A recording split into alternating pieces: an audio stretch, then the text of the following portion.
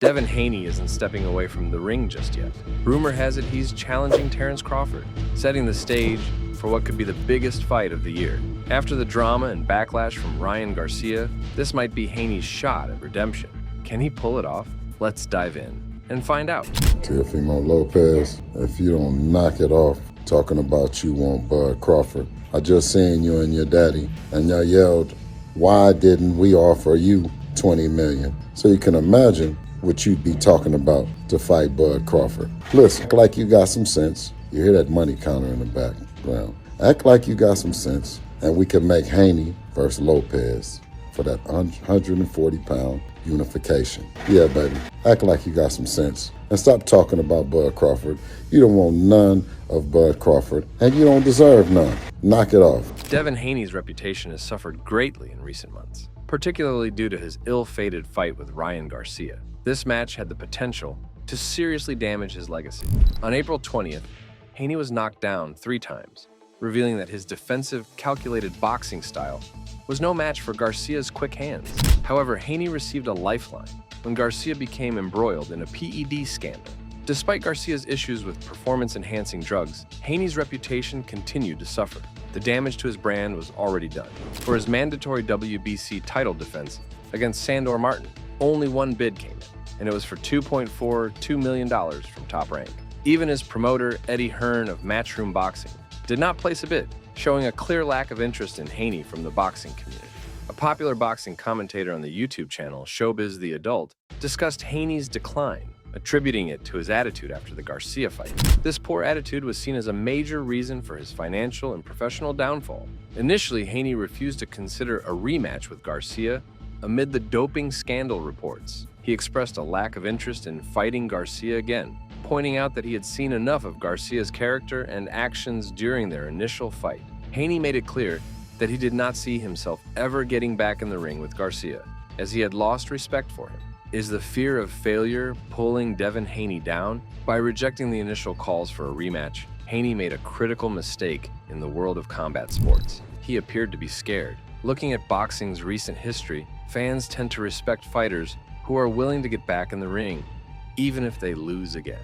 They value courage over fear of a second defeat. For example, Deontay Wilder's respect among fans increased significantly after his last fight with Tyson Fury. Despite being knocked out badly and suffering a severe defeat, fans admired Wilder's willingness to face Fury again. His determination and bravery won him more respect than he had before the fight. In contrast, Haney missed out on this opportunity for admiration.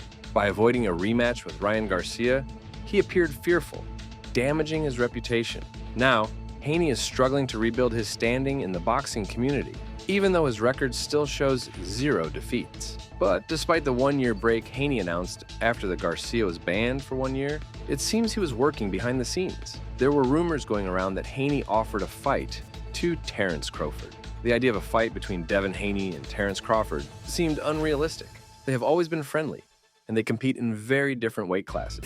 Thinking about such a match seemed like a waste of time. However, after Haney's surprisingly easy win over Regis Prograis at 140 pounds, his father and trainer, Bill Haney, suggested that a matchup with Crawford might not be impossible.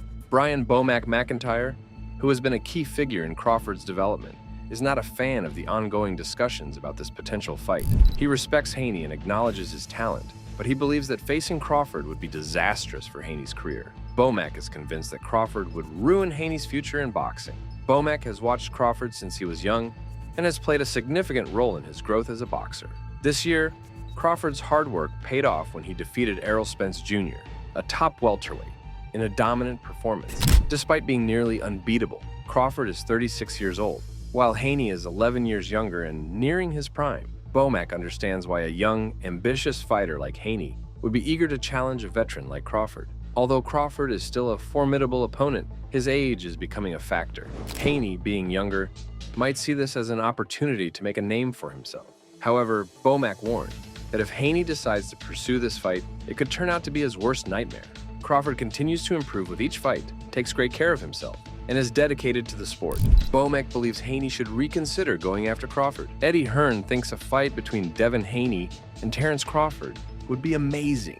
Haney recently won against Regis Prograis, becoming the WBC super lightweight champion. This victory has sparked discussions about who he will fight next. There are big potential matches with Ryan Garcia, Gervonta Tank Davis, and Teofimo Lopez at 140 pounds, either for titles or just for the excitement. Another fight that has been mentioned, though it might seem unlikely, is a match with the undisputed welterweight champion, Terence Crawford. Conor Benn, another 147-pound fighter, has also suggested a fight with Haney for early 2024. In an interview with Fight Hub TV, Hearn talked about Haney's potential to move up in weight classes. He noted that Haney's size makes it possible for him to fight in higher weight divisions, although it might not happen in time to face Crawford before Crawford retires or moves up himself. First things first is good in terms of the speed that the New York State Athletic Commission have dealt with it. Again, this is only my opinion. When you kind of accept guilt behind closed doors to do a deal, things can get wrapped up a lot quicker. So it's a year, it's really not that long a time. My worry more is what happens during that year to Ryan Garcia. But Devin still has to put up with the ghosts of that night and going through that beating. More importantly, Devin's also looking now going, how do I not get the money?